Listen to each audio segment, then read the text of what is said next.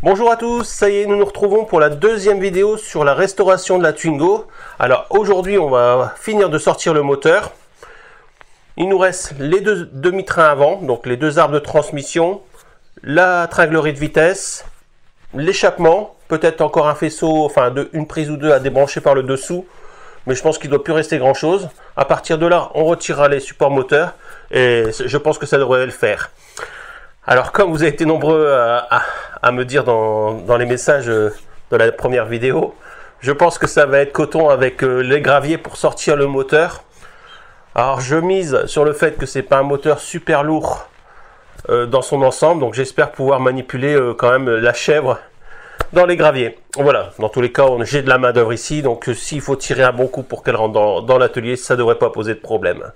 Voilà, en tout cas je vous remercie tous, vous avez été très nombreux à répondre dans les commentaires de la première vidéo, très positif. Vous avez aimé le nouveau dispositif que j'ai mis de flèches et d'informations sur les différents accessoires qu'on peut rencontrer lors du démontage de la vidéo. Donc je vais continuer dans ce procédé là, je vais essayer de vous mettre le maximum d'infos, surtout si vous êtes débutant ou vous voulez vous lancer dans une restauration ou même dans un démontage moteur sur une Twingo. Bref, intervenir sur une Twingo. Je vais essayer de vous mettre un maximum d'infos sur ces vidéos qui vont suivre. Voilà. Donc, sans plus attendre, on va se mettre au travail. On se retrouve sur la Twingo pour démonter les demi-trains avant. Allez, c'est parti.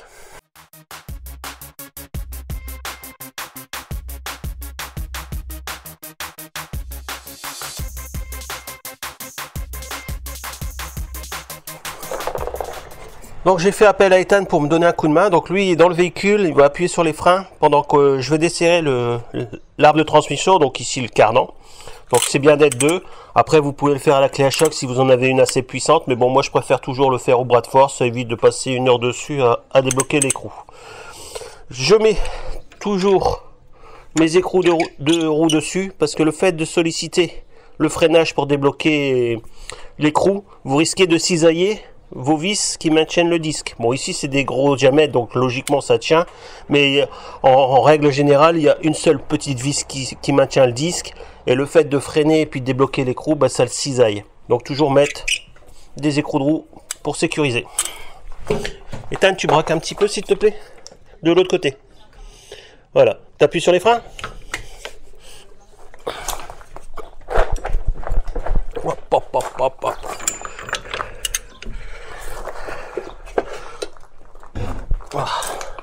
Relâche, rappuie. Oh, regarde, ça, je trouve que ça va être compliqué. T'appuies fort là. Oh, c'est de pire en pire. Donc comme ça tourne encore quand on freine, j'ai rajouté un serre-joint. De toute manière, moi les disques ils vont être remplacés, donc ça posera pas de problème.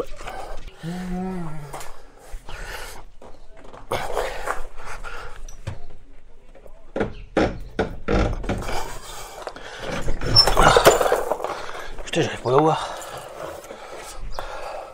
On lâche.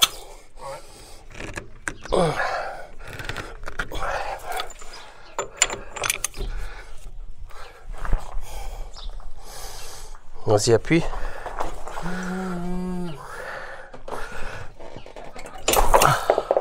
Et là, c'est le drame. Bon, mon carré a cisaillé. Donc, vraiment bien grippé. Hein. Je crois que ça annonce vraiment un gros souci. Bon, je vais essayer de trouver une autre solution, on se retrouve après. Alors, deuxième essai, bras de force, rallonge, douille un peu plus courte. J'ai mis du dégrippant, pourtant j'en avais déjà mis, donc je comprends pas. Donc on va recommencer. Vas-y Ethan.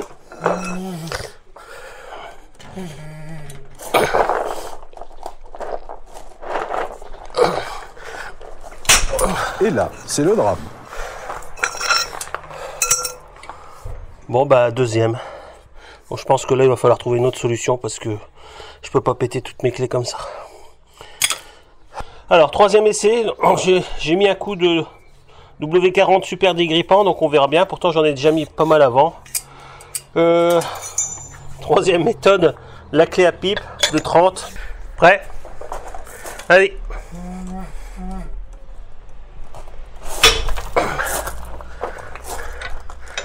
Il a parlé, je crois. Attends. Hein.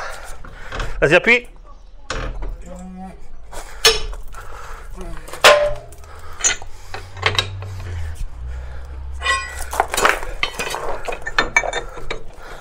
Hop.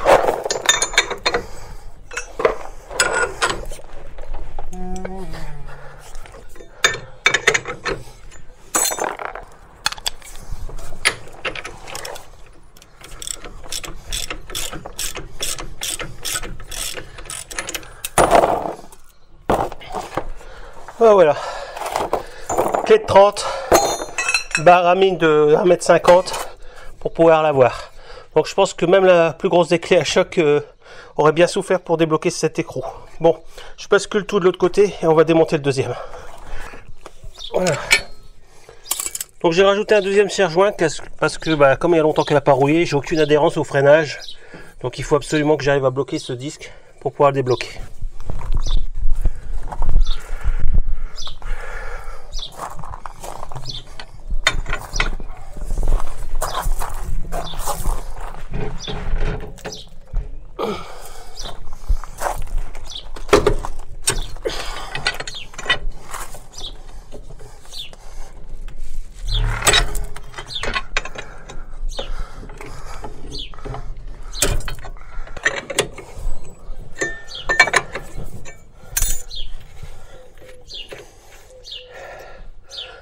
Avec bien du mal.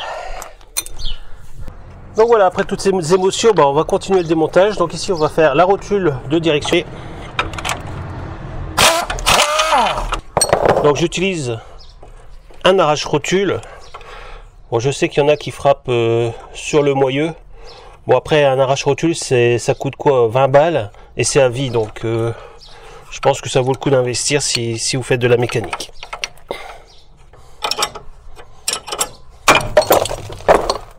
Voilà. Ensuite, on va faire tout de suite notre jambe d'amortisseur.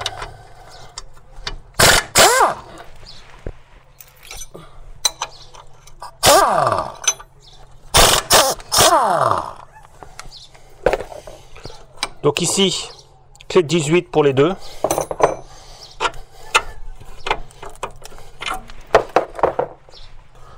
Donc pour la visio, j'utilise un chasse-goupille qui va venir prendre la place de ma vis. Alors pourquoi? Tout simplement pour pouvoir avoir un accès au maintien de mon moyeu, pour éviter que dès que j'ai retiré la vis, ça vienne percer mon soufflet de cardan. Comme ça me permet d'avoir ici un peu de marge avant de retirer complètement mon chasse-goupille et libérer le moyeu.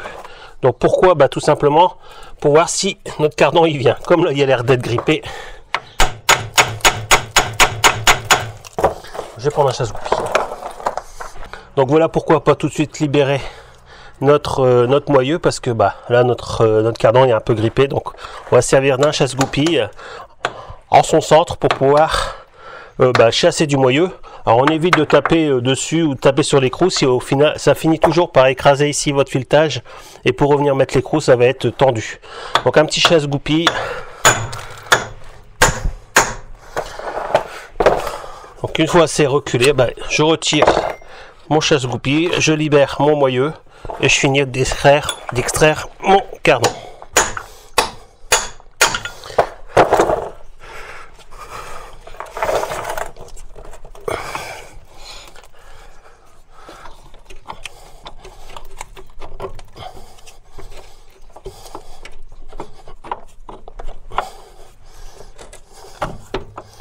Voilà. Donc je fais bien attention au flexible. Bon ici, moi, ça va pas vraiment être un souci pour moi, qui va être remplacé par un neuf. Donc on va se retrouver côté boîte pour retirer les 3 vis. Si du côté gauche de notre cardan, nous avons 3 vis de maintien sur la boîte qui maintient un soufflet qui fait l'étanchéité de la boîte et le cardan. Donc je vais vous faire voir ça après. On se retrouve là-bas.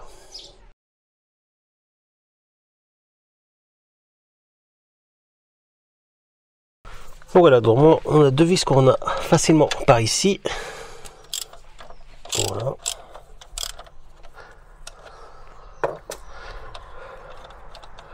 Alors c'est des vis que je vous déconseille de desserrer avec une clé à choc ou même remonter à la clé à choc parce que c'est pas super fragile et vous avez vite fait d'endommager votre boîte à vitesse. Donc le démontage et le remontage à la main.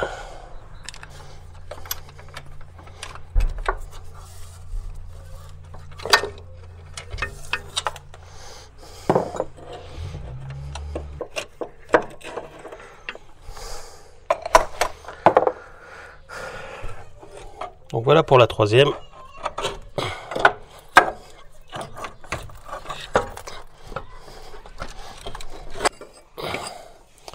Donc voilà notre cardan. Donc c'est le seul qui est en contact direct avec l'huile de boîte. Donc ici nous avons le soufflet qui fait l'étanchéité avec la boîte à vitesse. Et ici bien sûr notre patte de fixation qui vient appuyer en force sur la boîte et qui crée notre étanchéité. Ensuite, vous pouvez souvent rencontrer des fuites d'huile sur des vieux modèles à ce niveau-là. Donc c'est un roulement qui fait en même temps l'étanchéité. Donc il s'avère que parfois il fuit. Donc ça se remplace aussi. Voilà, on aura encore l'occasion de revenir sur une autre vidéo quand je remettrai les demi-arbres de transmission en état. Donc moi je m'en vais faire la même chose de l'autre côté. On se retrouve pour le cardan côté boîte de l'autre côté qui est un peu différent, mais bon vous verrez il y a rien de dramatique. Mais sinon je vais démonter déjà toute la partie moyeu moi. Allez, à tout de suite. Donc voilà, moi côté moyeu c'est déjà démonté. Donc ici comme vous pouvez vous rendre compte, nous avons pas la même fixation du cardan. Donc il s'avère que suivant les modèles vous pouvez avoir ici une goupille qui traverse le cardan et le pignon de boîte en même temps. Bon ici c'est pas le cas, je pense que c'est sur des modèles plus anciens. Donc vous pouvez peut-être avoir ici une goupille mécanabus qui traverse l'arbre de transmission, voilà, ou le cardan si vous préférez. Donc ici moi je vais utiliser tout simplement une claque de bois que je vais venir mettre sur le bout du cardan.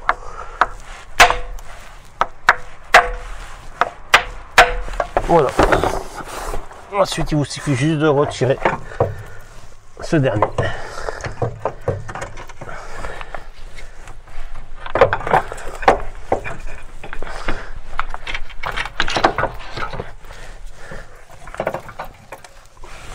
Voilà.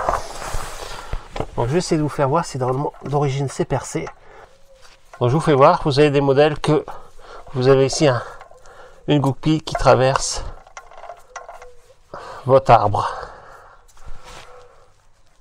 Donc voilà, avant d'aller plus loin, je voulais vous faire voir la différence entre notre cardan gauche et notre cardan droit. Donc vous avez vu une longueur un peu différente, mais aussi une fixation surtout à la boîte qui est vraiment différente. Voilà. Donc bon, on va finir de démonter les derniers accessoires qui restent. Après on mettra la chèvre en place et on retirera nos supports moteurs. Allez, c'est parti. Donc voilà, il nous restera ici notre capteur de pression d'huile avec son petit bout de faisceau qui restait, les deux brides de matcha de notre échappement, les deux vis qui maintiennent le support anti-basculement, et enfin ici notre fixation de tringlerie de vitesse qui se trouve sous le soufflet. Donc on va commencer par le plus simple qui nous reste, le capteur d'huile. Voilà. Voilà, donc ça, notre faisceau, on est sûr qu'il est terminé. Voilà, donc ici vous avez votre filtre à huile avec son support et son capteur. Donc c'est parti pour nos vis d'échappement.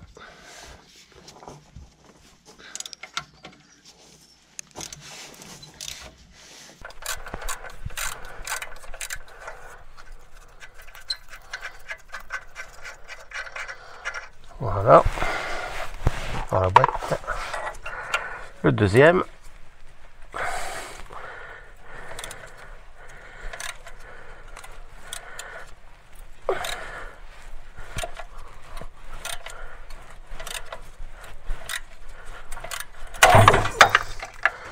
Bon, cassé.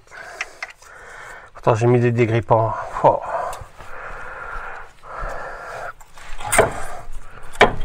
Ah, c'est ça.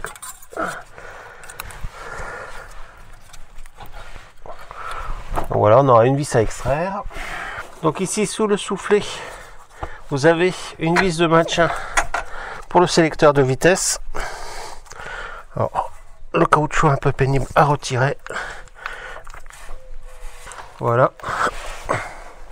Donc je vous conseille de le retirer ici parce que si vous le retirez à l'extrémité, ben vous allez dérégler entièrement la tringlerie de vitesse. Bon, c'est vraiment le mieux à faire de le démonter d'ici.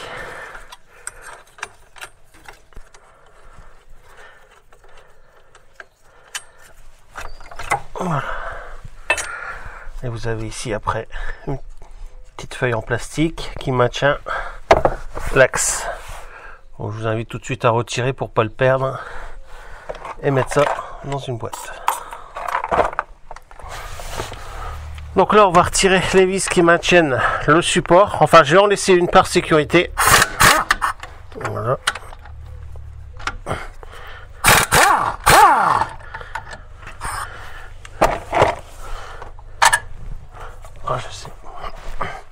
Alors je sais pas si donc on la desserre un petit peu. Voilà. Donc, je vais la laisser comme ça en attente parce qu'on a vraiment tout le poids du moteur qui est dessus et j'ai peur que si je le retire complètement il commence déjà à basculer. Donc d'abord je vais mettre la chèvre et ensuite on retirera cette petite vis là. Voilà. Allez, je prépare la chèvre.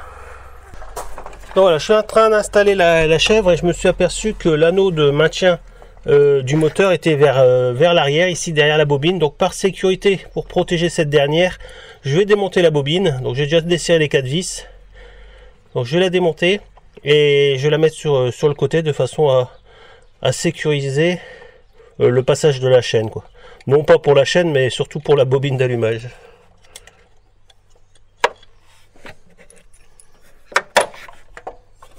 Voilà, je vais pouvoir mettre la bobine de côté et aller accrocher ma chaîne.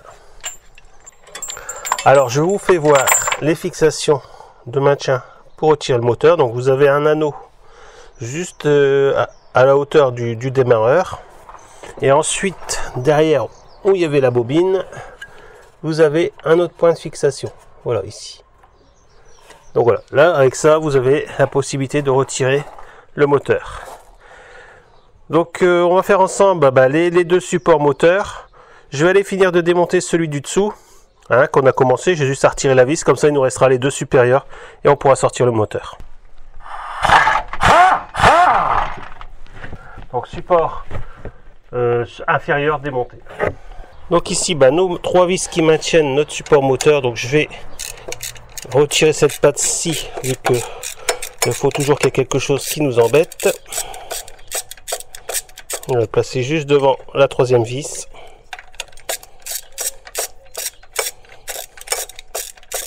Voilà, c'est pareil, ça va rejoindre la boîte au moteur.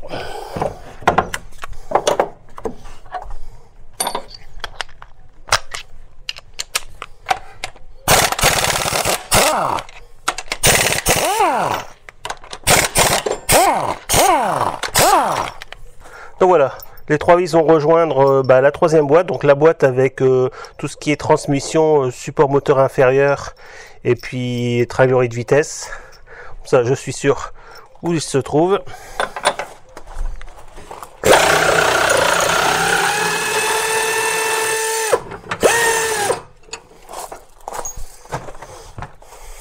Donc là, c'est une vis qui traverse le longeron.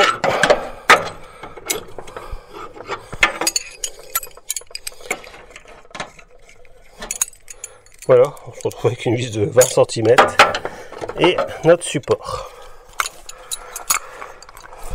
Donc il ne nous reste plus que le support côté gauche et je pense que le moteur sera par terre. Donc notre dernier support, donc 2 vis, c'est pareil, qui traversent le longeron.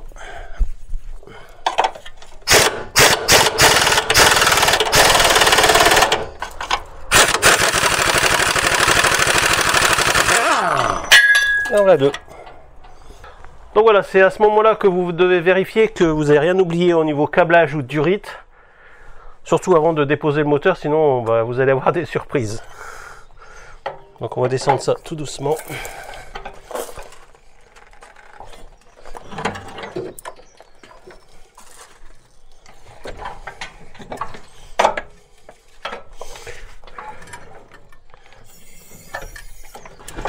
Voilà. On va essayer de tirer un peu vers l'arrière, Ethan. Attends. Attends, vers moi. Voilà. On tourne. Hop, attends, je vais le rebaisser un petit peu. Alors dans les cailloux, c'est pas évident, mais bon. On s'en sert quand même pas mal.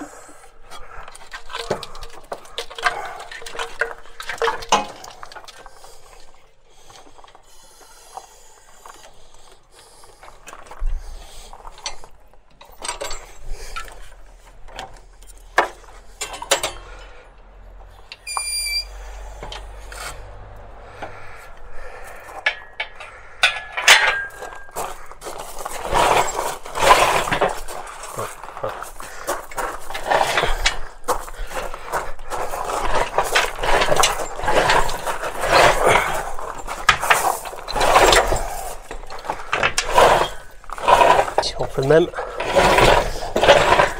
Hop, attends, je vais le voler.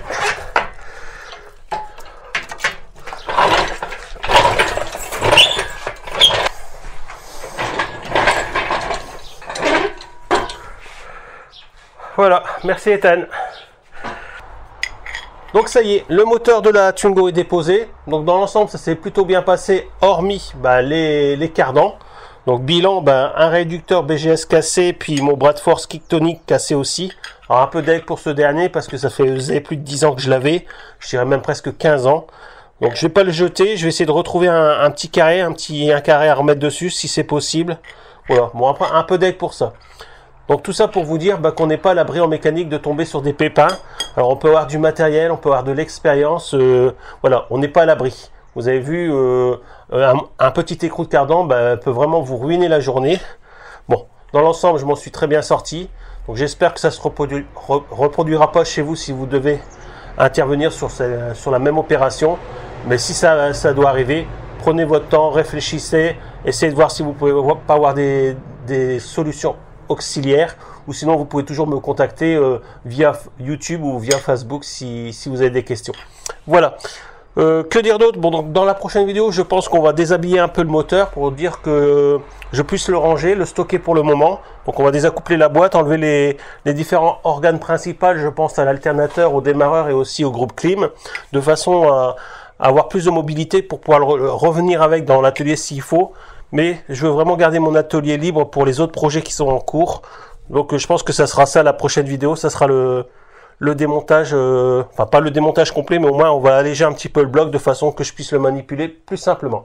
Donc voilà, c'est ainsi que se termine cette vidéo, j'espère qu'elle vous a plu. N'hésitez pas à lâcher les messages sous la vidéo dans les commentaires, comme d'habitude j'y répondrai avec plaisir. N'hésitez pas à lâcher des petits pouces, à partager la chaîne sur vos réseaux sociaux ou dans votre entourage. Nous on se dit à très bientôt sur la chaîne Chez Boule pour d'autres vidéos. Portez-vous bien et faites attention à vous. À bientôt.